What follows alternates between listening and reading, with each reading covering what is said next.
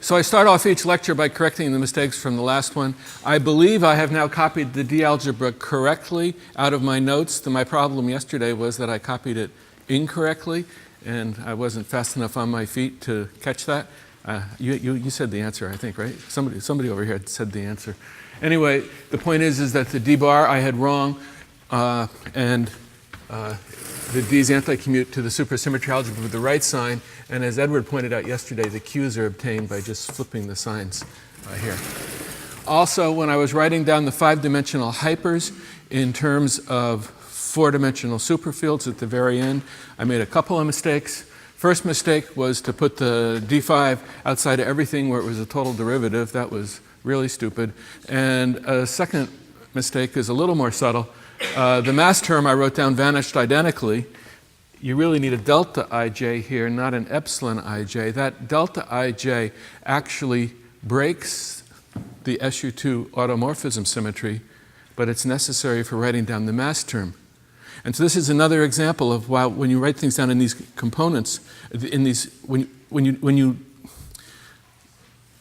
write things down in terms of n equals 1 superfields, when you write down n equals 2 in terms of n equals 1 superfields, you can lose some of the symmetries because the SU2 automorphism symmetry is actually restored when you go back to components. Just like when you, in 5 dimensions, when you go back into components, the 5-dimensional Lorentz symmetry is restored, even though it's not manifest in this Lagrangian. I guess one way you could tell that, right, is that trace of phi I, phi j with an epsilon would just vanish, right? It would be a vanishing superpotential. Right, exactly. It would have vanished. Okay, so today what I'm going to do in the last talk is talk about n equals 2 superspace. Why did the covariant derivative satisfy the algebra instead of having the minus sign? Oh. Well, I tried to show you that very formally at the end of the first lecture. He wanted to know why the covariant derivatives closed in the algebra with the correct sign and the differential operators, the Q's, have the opposite sign. Well, I try to show you very formally to avoid words. People use words like, well, it's active transformations versus passive transformations, and in the coordinates you're rotating the fields this way and you rotate the coordinates that way. One is a left motion on a group, one is a right motion on a group. These are all different words people use, and they've always confused me. So I think I showed it to you in formulas in the first lecture, so we can't argue. Then we can just stick whatever words we want on them. All the words are correct, but they just don't. You construct two objects formally, and one satisfies the algebra and one doesn't, but has a minus sign. Why to identify the one? Let's talk this afternoon. Okay? By the way, I noticed everybody eating lunch yesterday.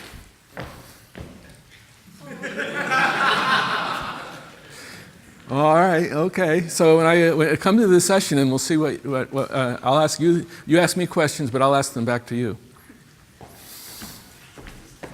So n equals 2 superspace. And this is a bit of a long story, and I suspect the end of it's going to have to leak over into the afternoon session as well. I'm going to start with the algebra of the D's again.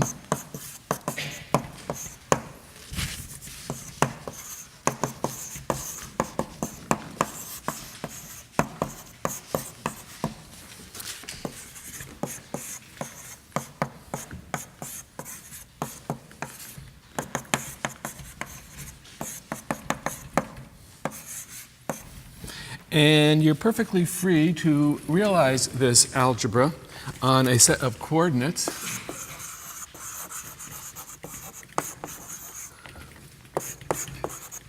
XA, theta, alpha I, theta bar, alpha dot j,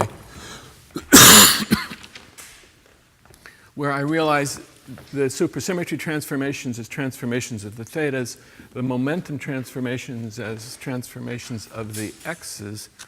And frankly, if you want, you can also include a central charge coordinate z, which translates the central charge. And if you follow that through, I've been trying to tell you all along that central charges are like extra dimensions. Well, this central charge coordinate is actually secretly x5, if you'd like to extend what I'm doing to 5 dimensions. And if the central charge is complex, it's also x6. And so in some level, the complex central charge really does come from a higher dimension, is a good way of thinking about it. But for me today, in brute force superspace here, I'm going to not include a central charge coordinate. And so my superfields then are going to be functions of x, theta alpha I, theta bar alpha dot j, and they are huge. If we thought the superfields were too large for n equals 1, they're ultra too large for n equals 2, and so we need constraints.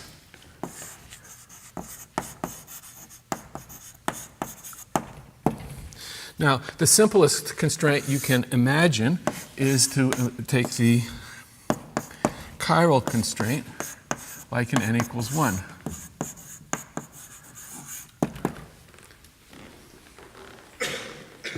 Let's see what that gives.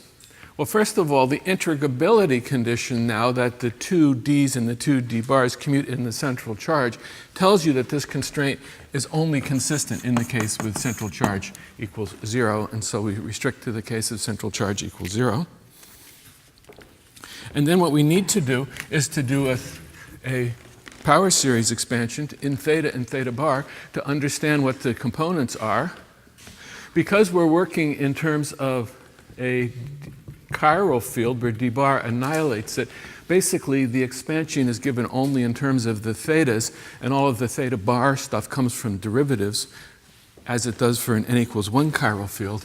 And so you can just write this out yourself. Phi equals a plus theta I psi I plus theta I sigma a b theta j epsilon ij FAB plus theta I, theta j. And by the symmetry properties of the thetas, this means that this is symmetric, plus Newt fields.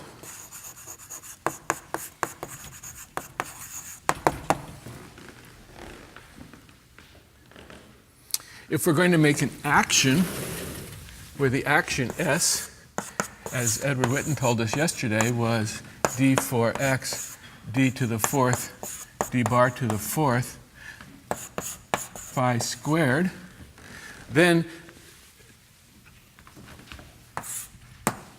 this has dimension 2.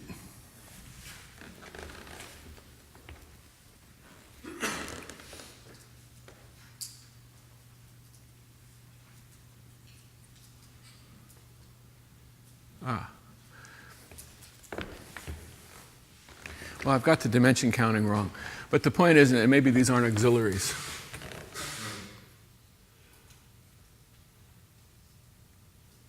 These have to have dimension. This has dimension 0.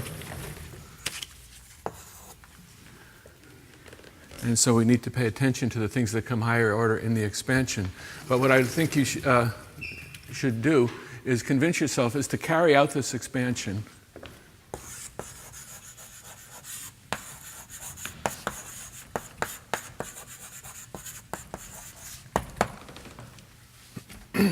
find the Lagrangian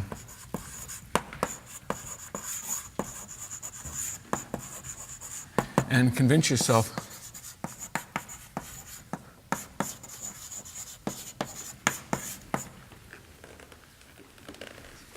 that this Lagrangian is that of n equals 2 super Yang-Mills. That's something that Edward Witten claimed yesterday in his lectures. I think it's a fun thing to try to do. I did it wrong in my notes, which isn't very helpful from now on. So therefore, I will assign this as a lunch calculation.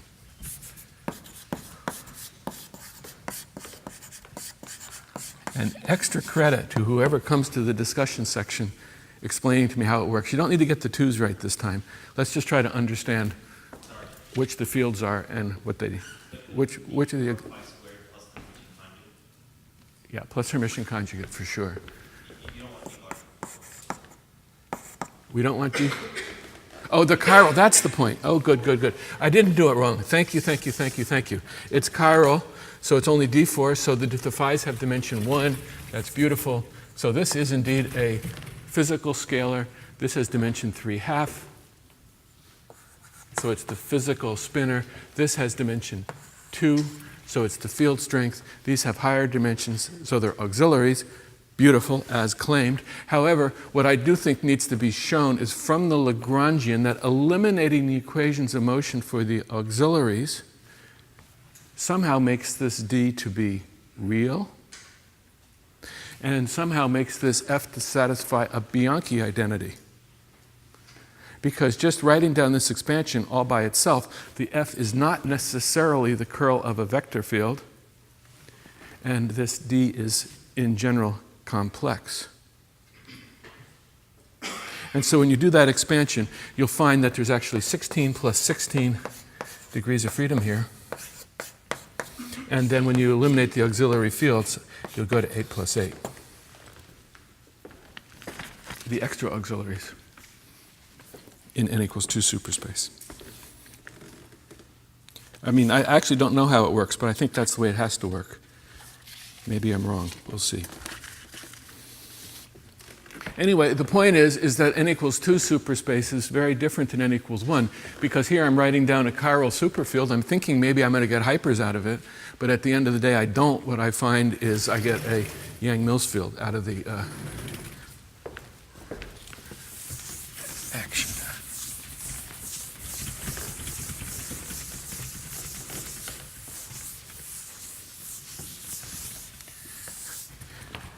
Well, you probably could have guessed that this was going to happen, though, because really we know that A hypers, there's 2 of them. And here the superfield was an SU2 singlet. And so one might imagine you'll find hypers instead with a field that has an index I on it. And you might try to find a set of constraints that work.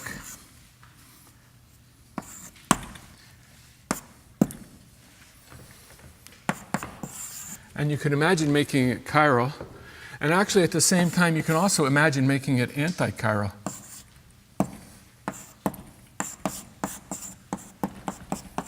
And if I symmetrize on these indices, it's actually completely consistent with the algebra. There's no integrability constraints. And so this is another consistent set of constraints that you might imagine. And when you look at these constraints, you see something that's both chiral and anti-chiral would have an expansion something like this.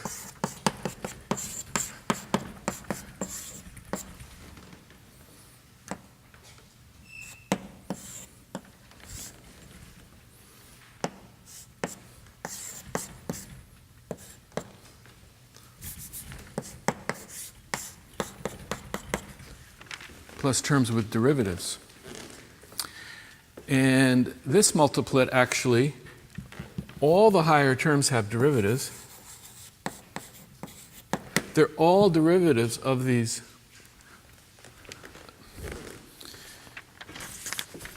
lower fields.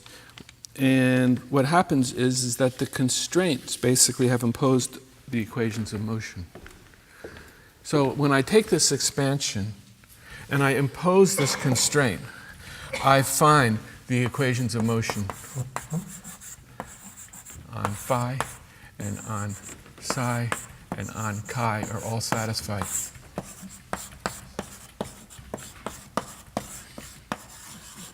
And so that's what as generically happens in higher dimensional in higher n superspace.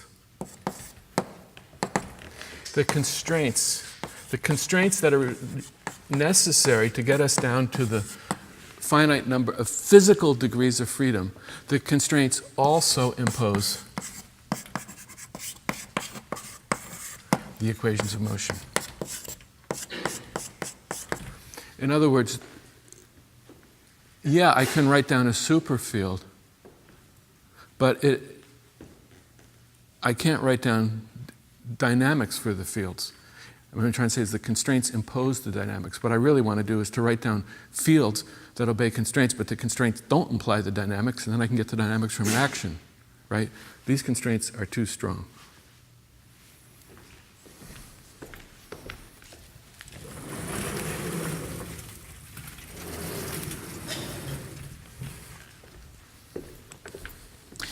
So what we are actually witnessing here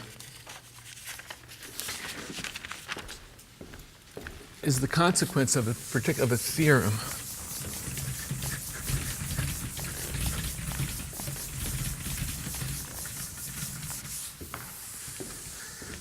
And here's the theorem. I'm going to write down the theorem in the wishy-washy way. For n bigger than 1, certain off-shell reps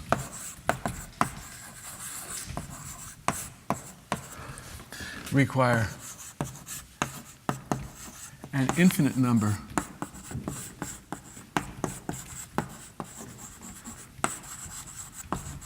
of auxiliary fields.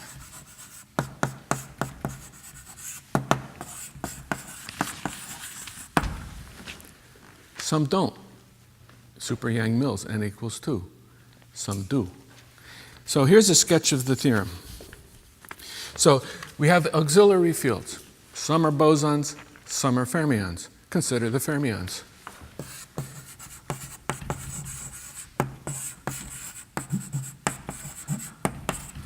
In the action, I'm going to have a term which looks like something like 2 fermions times each other in order for them to be auxiliary.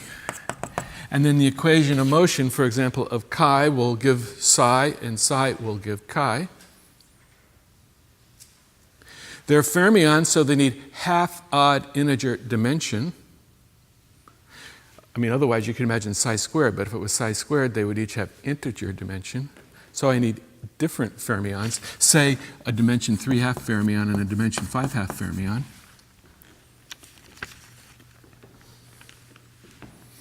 For the hypers, there's also a parity symmetry.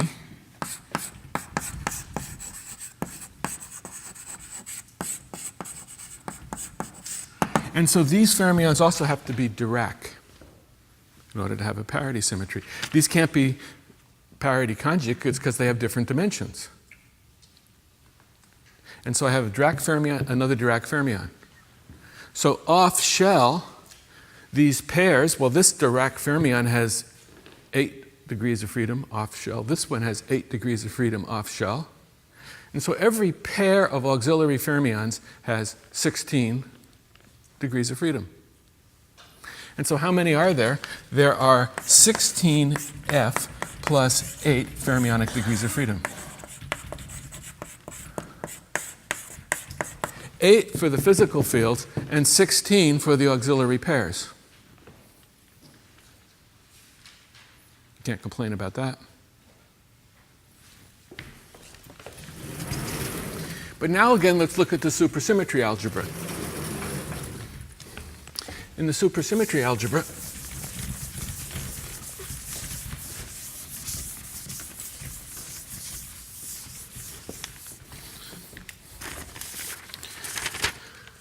we basically have Q alpha I and Q bar alpha dot J is equal to, well, a derivative, sigma alpha alpha dot A PA. And this is what gets represented on the fields. And so I start with some field, right? And I commute it with Q. Get another field. Then I commute it again, and I commute it again, and I commute it again. And how many fields do we have? Well, there's 4 of these complex things, right? And they raise you up chunk, chunk, chunk, chunk. So it's 2 to the 4th, 16 fields, right? So how many fermionic degrees of freedoms? I have 16 fermions. Well, those 16 fields, half of them are bosons and half are fermions.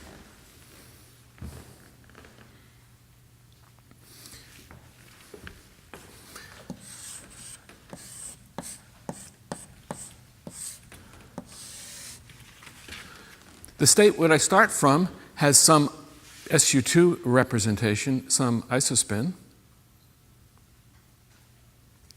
right? And the state what I go to has some, I start from has some particular spin.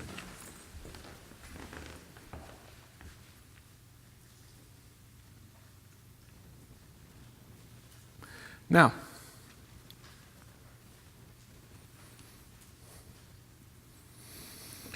the question is,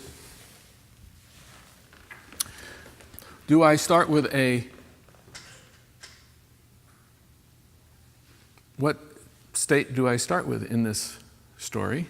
For the hypers, the state that I start with has isospin.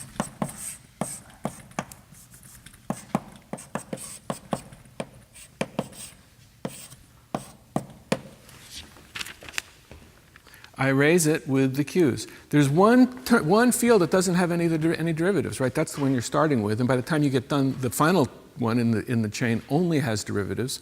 Let's look at the one we're starting with. That's the base of this chain, right? So this has isospin a half.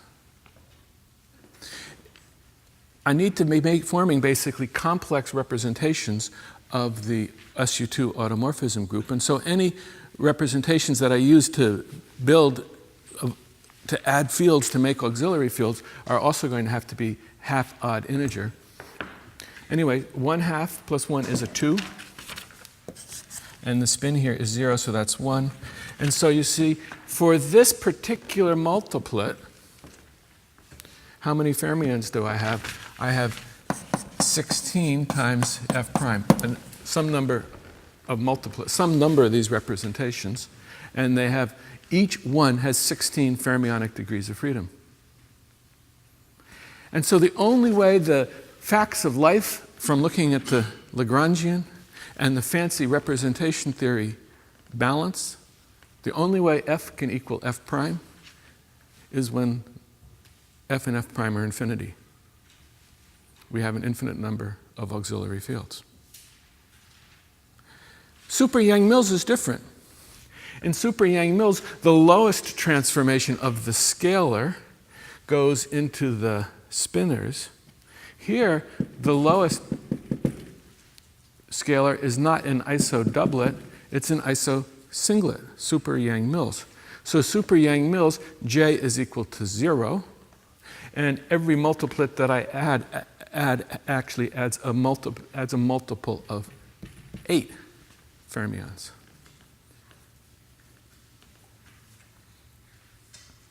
And so for Super Yang-Mills,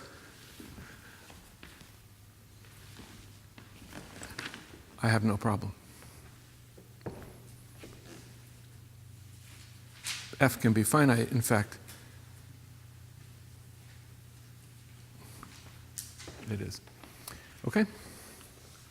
So anyway, that proof is done in a million different ways. They all are equally distressing, because there's a lot of assumptions. Basically, the theorems, the proofs fall into two classes.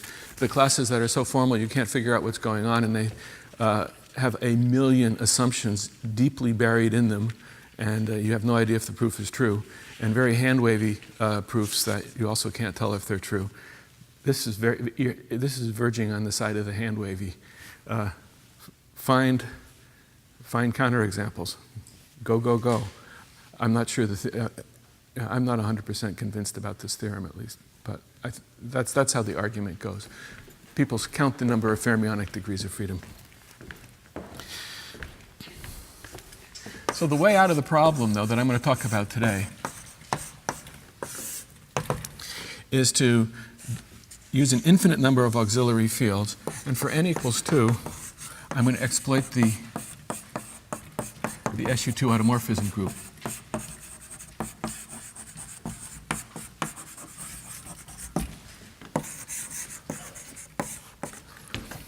And I'm going to use that as a coset 2. And I'm going to make the coset of the SU2 automorphism group mod its U1 subgroup. And SU2 cross mod U1 is basically a 2-sphere. And so what I would like to do is to make superspace for n equals 2 to be the ordinary n equals 2 superspace cross a sphere. And what it's basically saying is that all the superfields now are functions of x, the thetas, and the coordinates of a sphere. If I do an expansion in these coordinates, it goes on forever. Each of the component fields is a superfield. And so we see then that each representation, each n equals 2 superfield contains an infinite number of regular superfields, and that's how you get your infinite number of degrees of freedom, auxiliary degrees of freedom. Okay? So basically the question is, how do you organize that mess? And harmonic superspace is very nice because it organizes it in terms of spherical harmonics. You do the expansion in terms of spherical harmonics.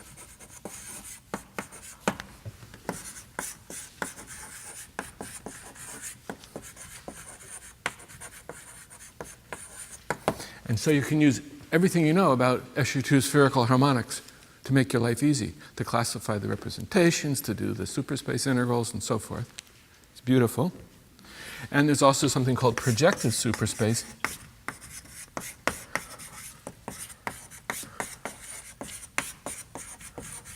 which basically uses projective coordinates on the sphere.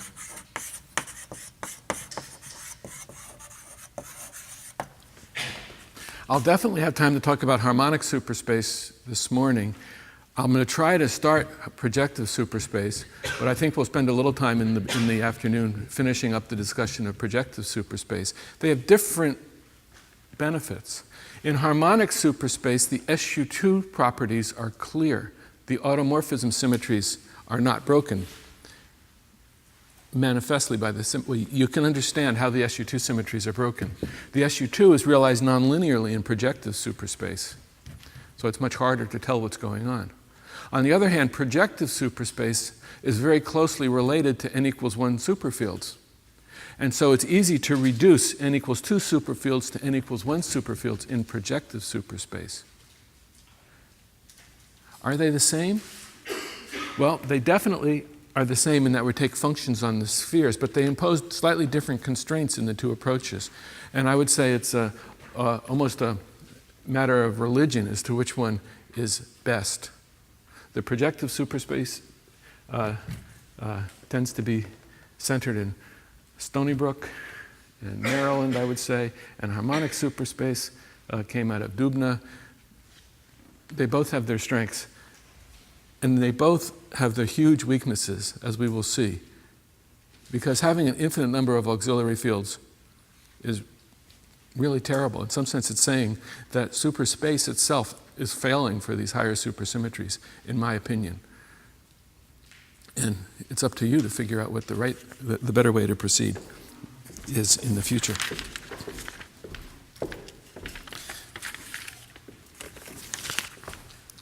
So let me start with harmonic superspace.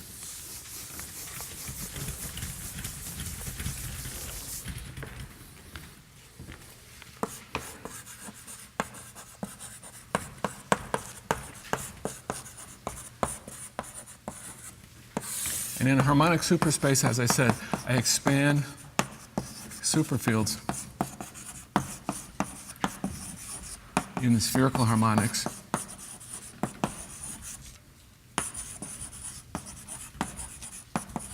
And each coefficient field is its own n equals 2 superfield.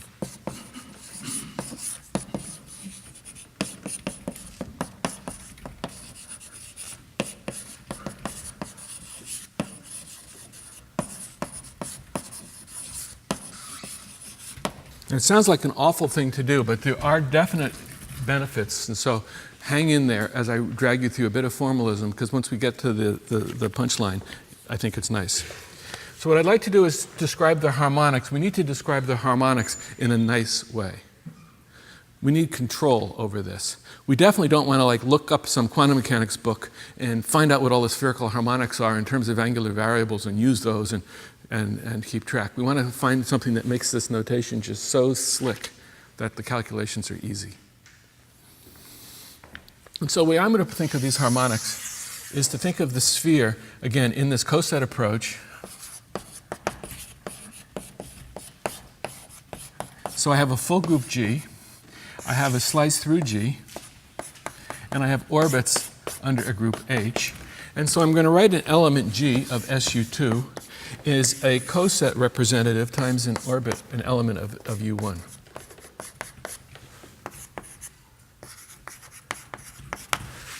So this is going to be an exponential of two of the generators, and this is the U1. However, I'm going to then pick the generators in a sweet way.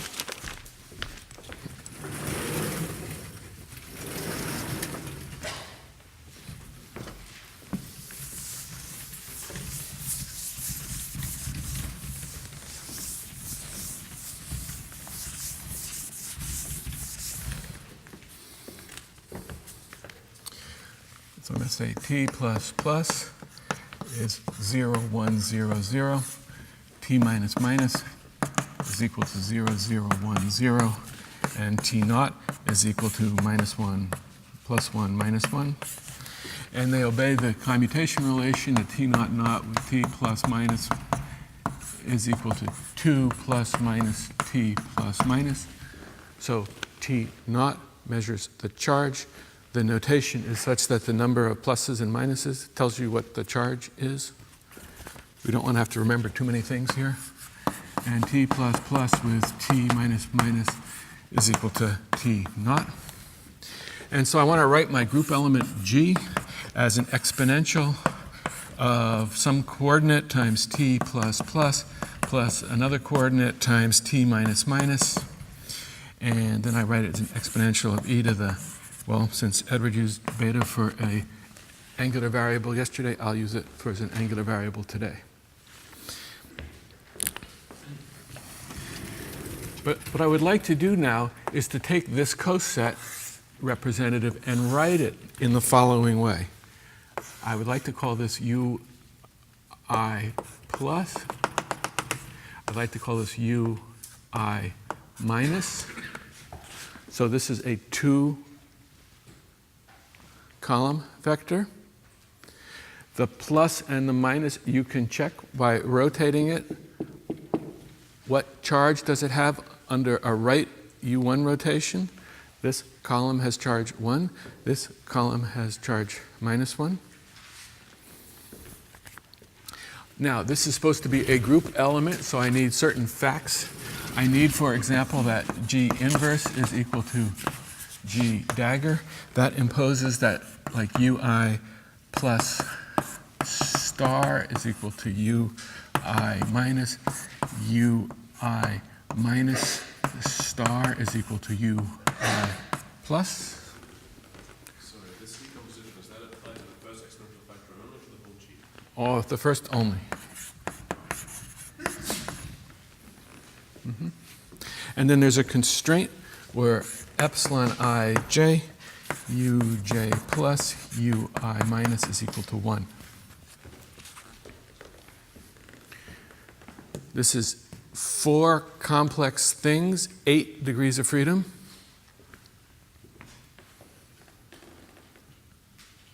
Two constraints, 2 constraints, 2 constraints, 2 degrees of freedom. That's good. I should have 2 degrees of freedom to describe a sphere. I'm describing them in terms of these redundant coordinates subject to these constraints for reasons that you'll see in a minute. But are we okay how we're describing the sphere? So these are really neat things. On the left, they tell you what the SU2 transformation is. This says it's a doublet. Under the U1, it tells you it has charge plus.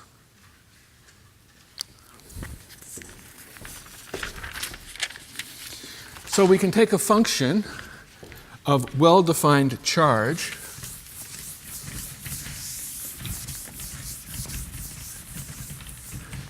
so functions of well-defined charge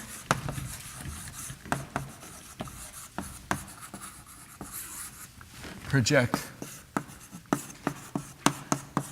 through the sphere. Right? Because everything on a fiber has to project down to the coset, which is the sphere. If it has a well-defined charge, then I can move it up and down. If it doesn't have a well-defined charge, you can't move it up and down because it doesn't transform covariantly. And so, for example, a function of charge plus of u and u bar, the two types of u's, can have a expansion now.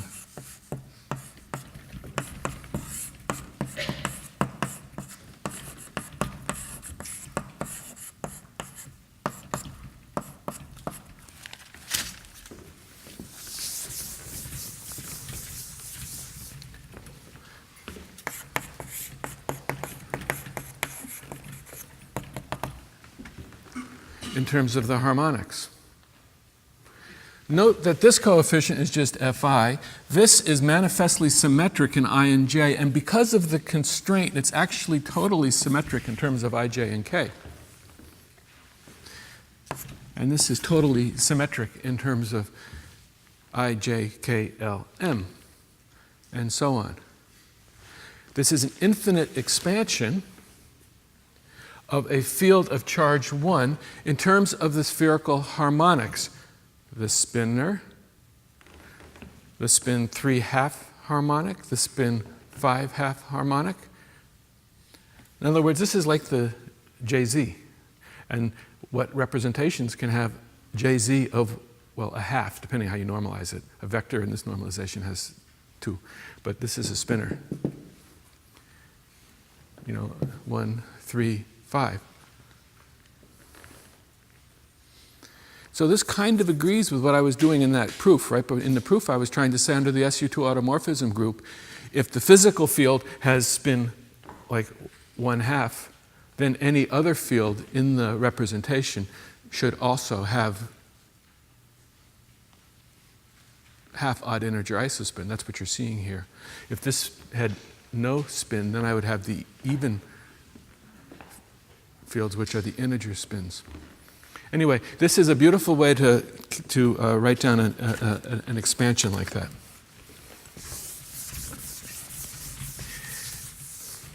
And so what these are, these coefficient functions are basically going to be for us regular superfields. And these regular superfields are transforming in well-defined representations of SU2. And the harmonic transforms, well, the SU2 transformations cancel here, but I'm left with a charge. Okay? When you say regular superfields, you mean n equals 1? Or N equals 2. Hardcore n equals 2, regular superfields, no harmonics. So now I want to calculate omega inverse d omega because I want to find out what the covariant derivatives are, and this can be expanded in terms of the basis, the generators.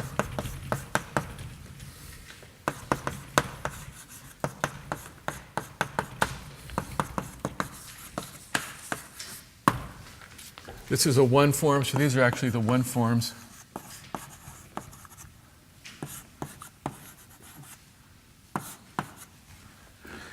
This is almost like we did in superspace itself, where we calculated G inverse dg. But in superspace, remember the p's only commute to the p's? And that would tell us that the commutators, the t's and the t's, the t pluses and the t minus only give the t minuses. SU2 is just a different space, right? And t plus and t minus also gives a t0. So we have an extra term that wasn't there in the case of superspace, but it's here for this harmonics calculation, for this SU2 calculation. At the end of the day, this one turns out to be a connection, and we're not really going to need to talk about it. And these are the 2 covariant derivatives. So just like calculating G inverse dg for the case of supersymmetry gave the supersymmetry covariant derivatives, likewise here, I find covariant derivatives that are covariant under SU2 motions. So the derivatives that you find, I'm just going to write them down for you, that d plus plus is equal to u plus I d by du minus I. D minus minus is equal to u minus I d by du plus I. And then the third, there's actually a third derivative you can just make, which is u plus I d by du plus I minus u minus I d by du minus I. So look what these do. D plus plus takes away a u minus and puts in a u plus. So it actually adds two charges. And so if I take d plus plus and act it on this thing, I get a field which has three pluses. Good. The notation is good. It takes away a minus and gives it a plus. D minus minus takes away a u plus and gives it a minus. This would turn it into f minus. D0 says, oh, I take away a u plus and I add it and I subtract the u minus and I add it back with a minus sign. It counts the charge. And so D0 acting on a charge q is equal to q acting on charge q. And that's all we ever need to consider in our theory is functions of well-defined charge, because we always want to project onto the sphere, and so we can forget about D0 and just write it as q for us. The algebra then is that d plus plus and d plus plus equals 0, because it's a raising operator and you can't raise twice. D plus plus and d minus minus is the lowering operator, and so it gives 2d0, which is equal to q acting on the fields that we care about. And d0 acting on d plus plus just measures the charge, and so it's equal to 2d plus plus. And so all is good. The d's really represent SU2 like they're supposed to, because they're really d's. And as I said, D0 is trivial on the functions that we're considering. The one thing to check, and I would leave this for you to check, this is a fun thing to check, it'll give you just confidence that you know what you're doing. We had a constraint here, that the constraint is equal to 1. Check that the constraint is preserved by the d's. Act with the constraint on d plus plus, make sure you get something that makes sense. Act with it on d minus minus. Act with d0. Well, d0 is easy. This has no charge and this has no charge. Done. Check d plus plus, d minus minus. That one you can even do in line while you're waiting for lunch. That is an easy calculation. Okay. So why in the world do we care about all this?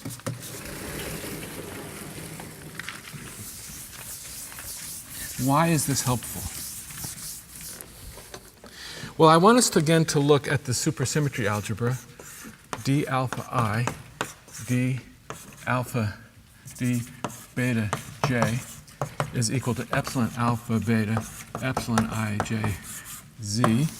And the commutator of d alpha I with d bar alpha dot j is equal to 2 sigma alpha alpha dot a p a.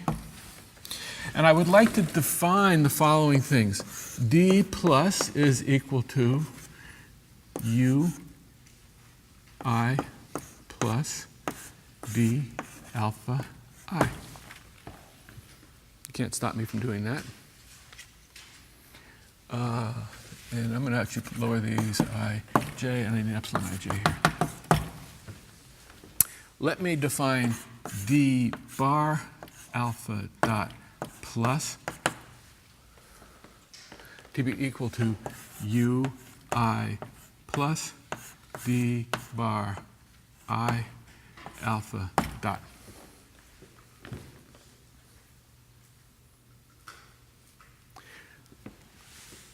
let me define minus in that way.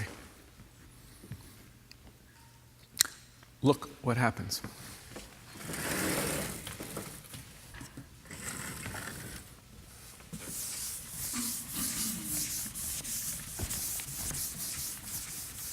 The algebra of my new D's is fantastic. The algebra of my new D's is that D alpha plus with D beta plus is equal to 0. Because I take the top line, I contract it with two u's, and because of the epsilon there, the two u's just vanish. So this is true even if we have a central charge, and if you think in the back of your mind that a central charge is extra dimensions, it's even true then in 4, 5, and 6 dimensions in a harmonic superspace. How about this one? D alpha plus with D bar alpha dot plus. Oh, that's 0 too. Because if I take the second line and contract it with the pluses, I get 0 because of the epsilon. What about D plus plus with D alpha plus? That's equal to 0. Because that's just a raising operator under SU2, and you can't raise the highest state of a doublet. You can calculate it and find that too. How about D plus plus acting on D alpha dot plus is equal to 0? Well, that's also true, because it's a raising operator and you can't raise a doublet. So the only D's that aren't 0 in a harmonic superspace, that don't commute to 0, are D plus plus and D minus minus, which I just erased, and this one, that D alpha plus and D bar alpha dot minus is equal to sigma alpha alpha dot A P A, and maybe there was a 2, and likewise it's with the opposite sign.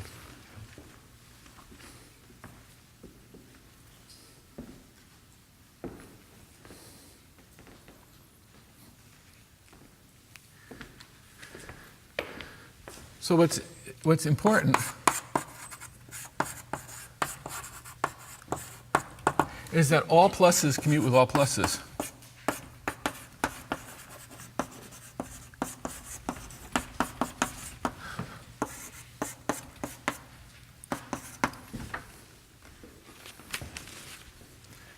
And so I never have to worry about integrability if I'm imposing multiple constraints in terms of pluses. Because you just keep putting pluses on, you still get 0 no matter what. And so it's fantastic. So what you can do is define something which I'm going to call now, it's called analytic in the literature. I'm sorry, I'm going to use the word analytic later in this lecture too. It doesn't mean the same thing. I'm just going to call it analytic because that's what it's called.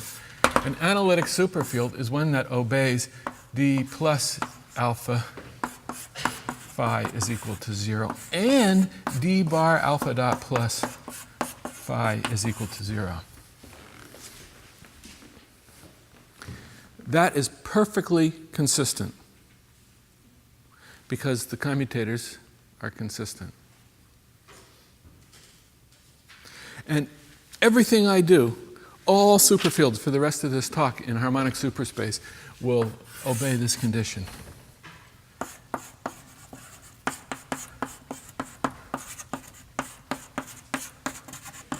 So there's a huge space of superfields, and we're cutting it down by this by a factor of, well, big. Why couldn't we do this in n equals 1?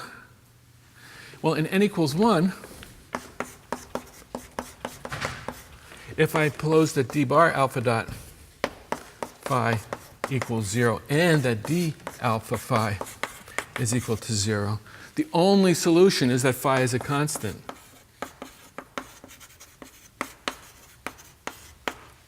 So in n equals 1, imposing both the D's is too strong. But in harmonic superspace, it's okay. Basically, it's because there's no charge to bosonic generator. However, this is too strong, but what we've done is we've found the analog of chirality. This is the analog, though, of n equals 2, of n equals 1 chirality.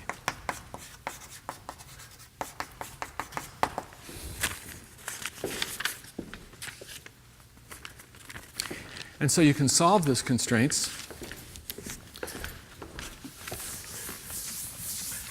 again by using an analytic basis.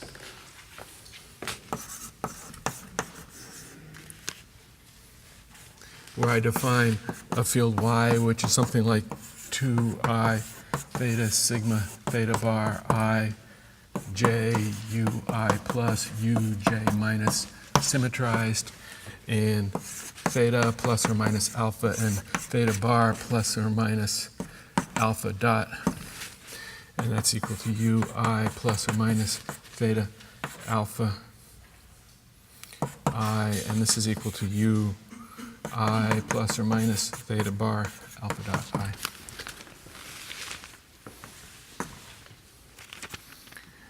And anyway, functions that obey, functions of y like this satisfy the harmonic condition. Yeah. So, is there a relation when the z appears? Sorry? The z, the central charge? You want to know how the central charge applies to all of this? Is that what you just said? Is there a relation involving d plus and d bars? The z element? Oh, between d bar plus and d plus? Or minus? So what I've done is I had 4 d's to begin with, d1 and 2 alpha and d1 and 2 alpha bar, and these harmonics are combining them up in a way where you have a charged 1d and a charge minus 1d and a charge 1d bar and a charge minus 1d bar. So what they're doing is they're just smart rewriting of the d's. We still have the same number of d's, we're just writing them now in a smart way.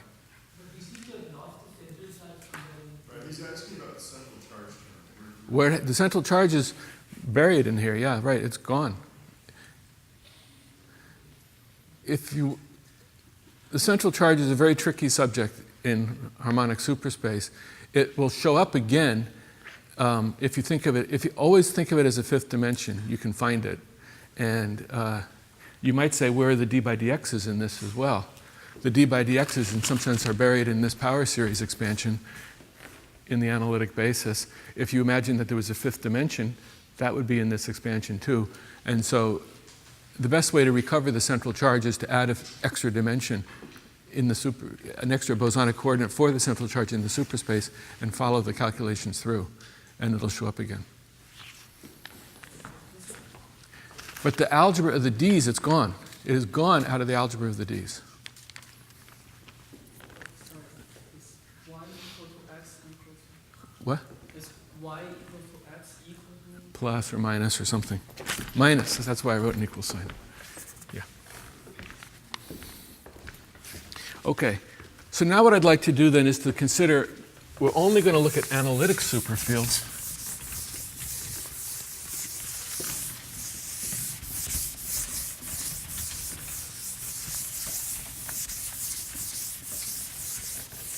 So let's look at analytic superfields.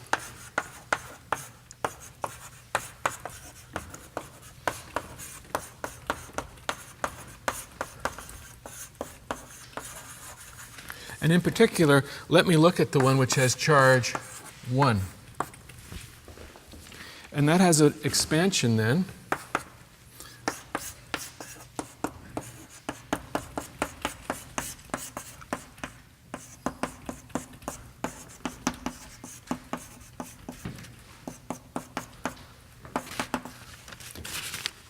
Where each of these, again, is a constrained ordinary superfield.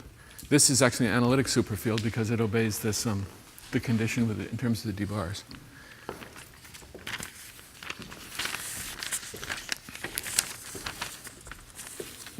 And for fun, what I'd like you to do is imagine calculating,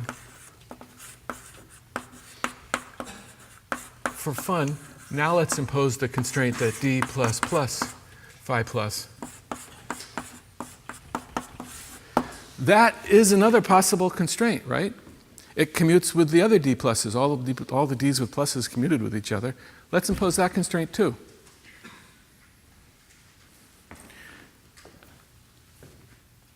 D plus plus takes away a d minus and adds a plus, right? It takes away a minus, adds a plus. Takes away a minus, adds a plus, sets it to 0. Takes away a minus, adds a plus, sets it to 0. Takes away a minus, adds a plus, sets it to 0. There's only one term left, this term. That term is annihilated by d minus minus. Takes away a minus. Well, there is no minus. So this constraint says that phi plus is equal to phi I ui plus.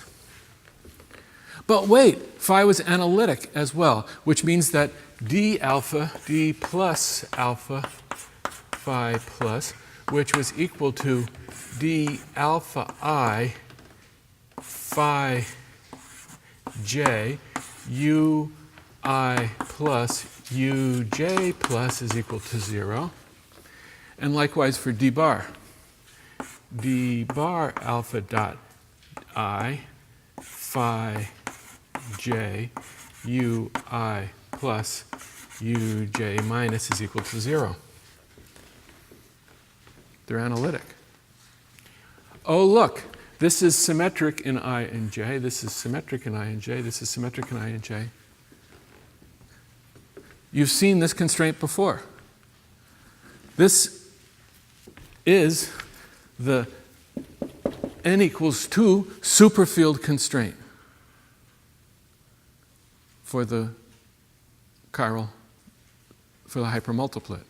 It was the constraint that imposed the equations of motion, right? This constraint is the equation of motion. And so what harmonic superspaces allowed us to do is to disentangle the constraints in such a way that I can first impose analyticity, which restricts me to a subspace of the superspace, and then an additional constraint is what imposes the equation of motion. And so that gives us hope that we can actually write an action, do dynamics, all that sort of stuff, by considering analytic superfields that obey a first set of constraints. And we would get this constraint by varying an action. With me? So now let's figure out how we can find an action.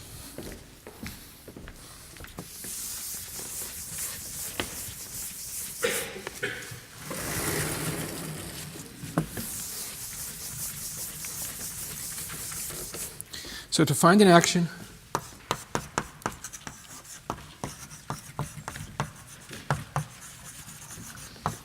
we need to integrate over harmonics.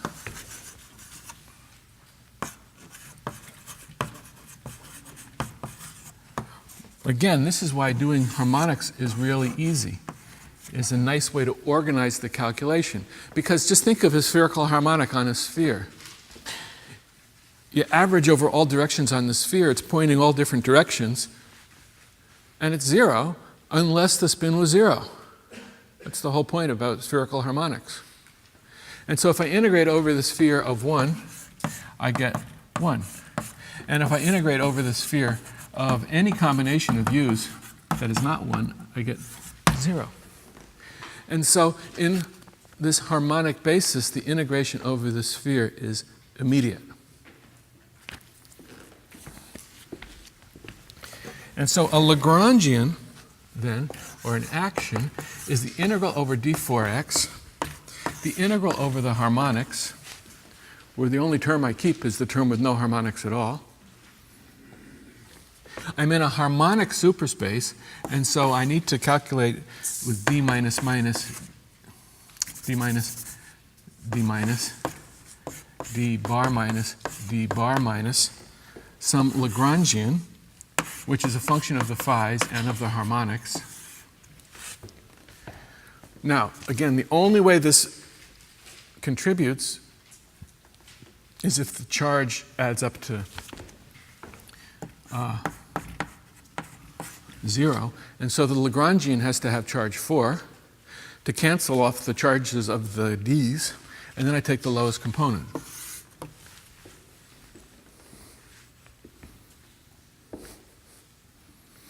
Guaranteed to be supersymmetric because it's written in terms of d's and integration over superspace.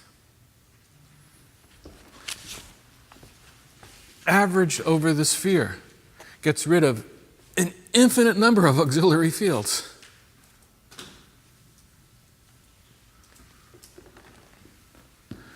The Lagrangian is a function of the fields. If it's a function of the fields only, the Lagrangian has SU2 automorphism symmetry. But nobody said the Lagrangian had to have SU2 automorphism symmetry. That's just something, you can have supersymmetric theories that don't have that R symmetry as well, and in which case the Lagrangian then would contain explicit U's. And so that's it. That's the most general Lagrangian for harmonic superspace. How would it look for us here and now? Well, what we really need to do is to now try to figure out some sort of an action which is going to describe the free hypers. So for us now,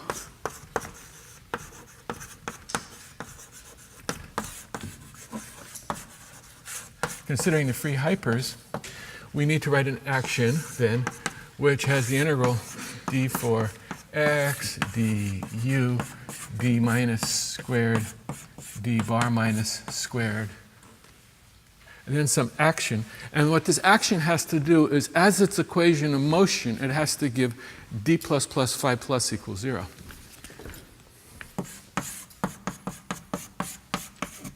So it certainly needs a d plus plus phi plus in the action. And then whatever goes here, when I vary it, when I vary this here, I get the equation of motion. So if I put a phi plus here, which is what you might want to do, then, well, it's just a total derivative in d plus plus. But since it's a total derivative in d plus plus, it averages to 0. So you can't just put a phi plus there. You got to put something else there. And that's the rub. I need something of charge 1 that I can put there. It's got to be analytic. I need a conjugate to phi that's still analytic. I'm going to denote it phi check, which is a conjugate to phi.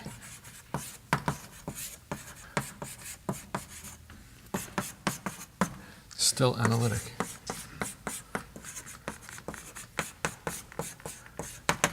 And in that way, the action itself is self-conjugate like it should be. And so let's call that field here phi, and it has charge plus. So the conjugate has charge plus. So I need to find some sort of conjugation where you take a charge of plus in harmonic space to a field charge plus in a harmonic space. It has to still obey the analytic constraints. But actually, if it contains a gauge group, it needs to complex conjugate, right? If this is like a triplet of SU3, this needs to be an anti-triplet of SU3. So it's a very special conjugation that needs. It complex conjugates numbers, but it doesn't complex conjugate the harmonics. Fortunately, there is such a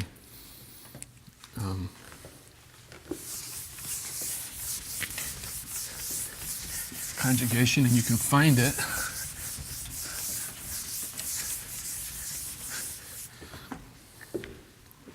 By remembering we have a sphere now. And a nice conjugation could be where I take this point on the sphere and I map it to that point on the sphere. And I map this point on the sphere down to that point on the sphere. It's a Z2 action because if I go down to here and then I go back again, right? No problem. And so let's use that map for the harmonics and complex conjugation for everything else.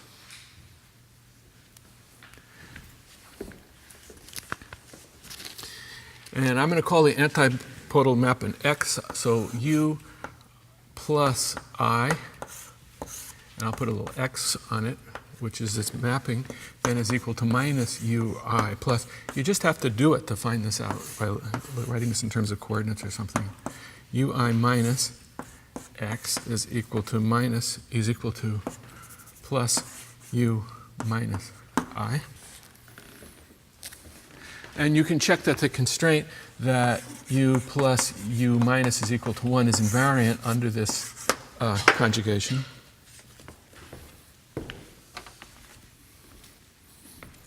And so the operation check is the antipodal map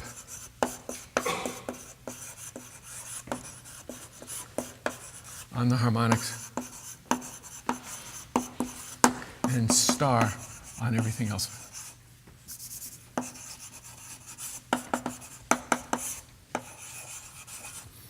And so with that definition, this action is real.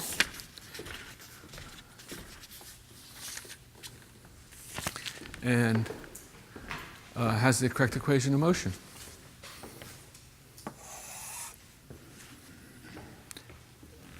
Incredibly slick notation. There are an infinite number of terms in this Lagrangian. There are an infinite number of auxiliary fields, all killed at the end of the day by these various integrations. Well, why? Who cares? Well, if you're trying to compute loops or something, and if you do it in components and you have to put an infinite number of fields running around the loops and stuff, it's amazing. But if you work out what your propagators are in this sort of a space, your propagators contain those infinite number of fields, all beautifully organized, and so you can actually do quantum calculations in these theories. And it's very simple, and much, well, it's not very simple, but it's a lot easier than you would guess.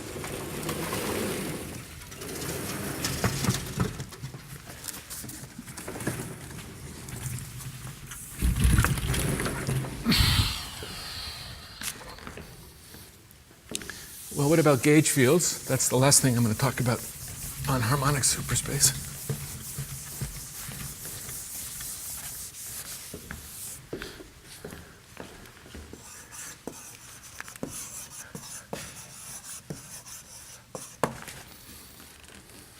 Well, what would a gauge transformation be? So phi plus, well, it's a field, it's analytic. That means it's annihilated by d plus and d plus bar. It's charged plus under SU2, but it can be complex under a gauge symmetry, and so it rotates under e to the I lambda phi plus, where this is also analytic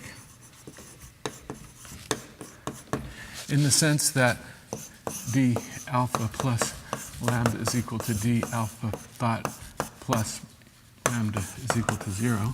Analytic. Neutral under the U1.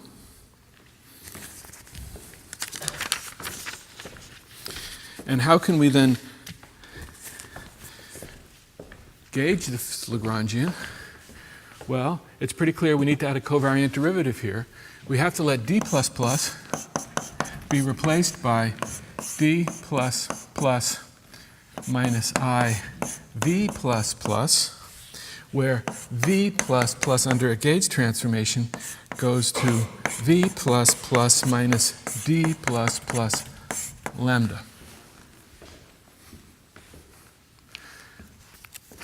V plus plus is an analytic superfield as well.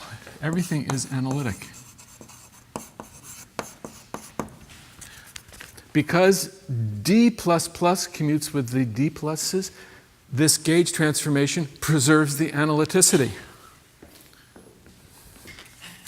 Now, what I'd like to do then is to use this gauge transformation to go to Wess-Zumino gauge.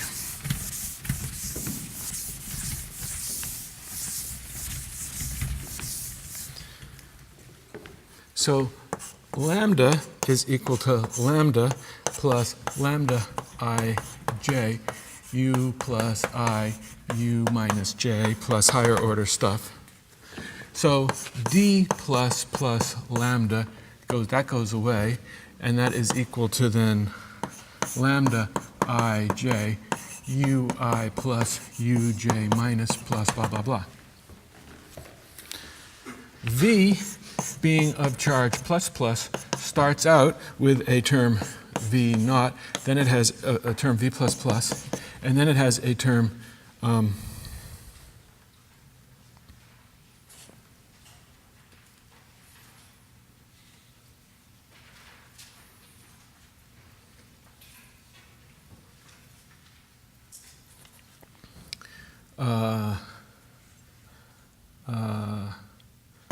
V with no charge times ij ui plus uj minus plus higher order terms. Unitary gauge says I can take this and get rid of that because that was an arbitrary function. And I still have this function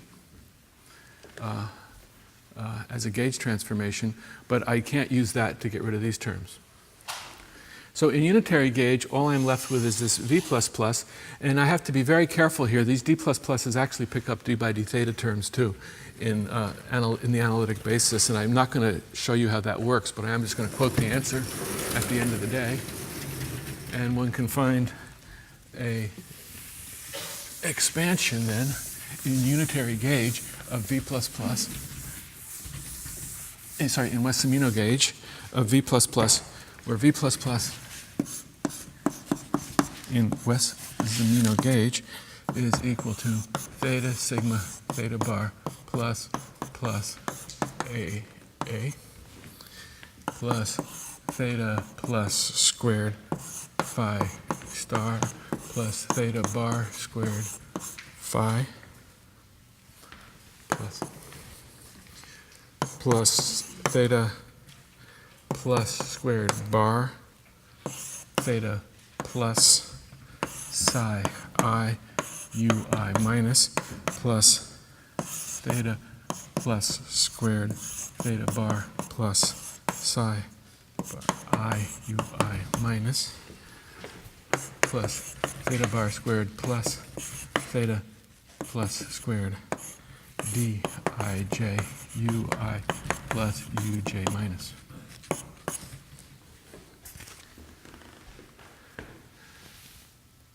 Going through that gauge fixing carefully, you can see that the physical degree of freedom in this Wess-Zumino gauge are a gauge field, a complex scalar, an iso-doublet spinner, and an iso-triplet auxiliary field. And those are exactly the minimal set of auxiliary fields for the Yang-Mills multiplet, the minimal set that I wrote down yesterday. And then when you write down a Lagrangian, you can go even further with the kinetic term and eliminate the non-propagating piece. Now, the gauge field kinetic energy itself is not easy, and it's non-local in the harmonics, and so I'm not going to write it down.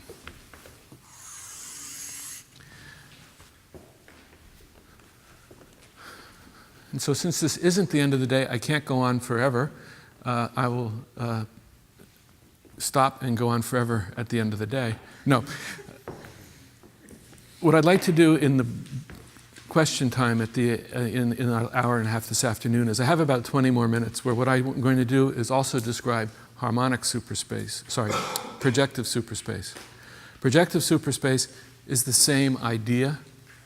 The superfields are ordinary superspace across the sphere, but I use projective coordinates on the sphere, complex coordinates. As I said before, the SU2 is not realized cleanly, but the expansion in terms of these coordinates, in terms of z and z bar, is very nice, and basically, because of the constraints that can be imposed in projective superspace, what you can do is to write all of the expansion terms in terms of n equals 1 superfields.